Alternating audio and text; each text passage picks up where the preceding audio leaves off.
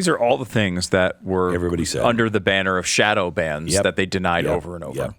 So it just goes on, but it is more of the same. Everything that we knew. Now, this story you would think can't get any worse, right?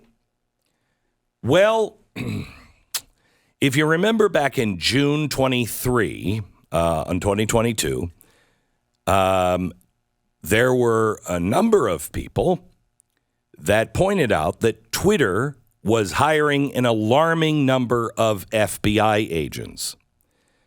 And this is something we pointed out in a special just recently, that all of them are doing this. The revolving door from the FBI to Amazon, to Google, to Zuckerberg's Facebook, and to Twitter is astounding. One of the guys who went to Twitter is James Baker. Now, I'm thinking about an old poster, a propaganda poster from the Soviet Union. Vladimir Lenin stands in front of a giant red Soviet emblem with his right arm stretching forward, and the caption reads, "To the bright future of communist society, universal prosperity and enduring peace." The words "to the bright future" would be used to by some at the Politburo, policy officials in the KGB, as an excuse when they asserted their heavy hand on their people. You don't like reporting nothing but propaganda and lies in the Soviet media? Don't worry, it's for your safety. To the bright future. You don't want your family member go to the re-education camp? To the bright future. For others, all the people suffering under communist control, the phrase became a sort of coping mechanism. Sure, this all sucks, but to the bright future. Now, Soviets did that because the ends justify the means. They had a plan, the bright future, and that allowed them to justify anything. We see this happening everywhere. Now, think about that the next time you use a phone that was made by Huawei, or you fire up TikTok.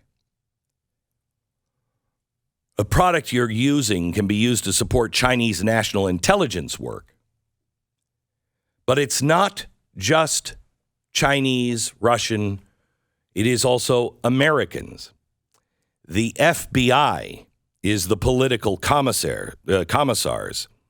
They admitted recently to holding regular meetings with all of the big social media companies. They maintain, quote, relationships and met weekly. Mark Zuckerberg gave a hint on a Joe Rogan podcast that some of the meetings contained information that would warn them against things like the Hunter Biden laptop.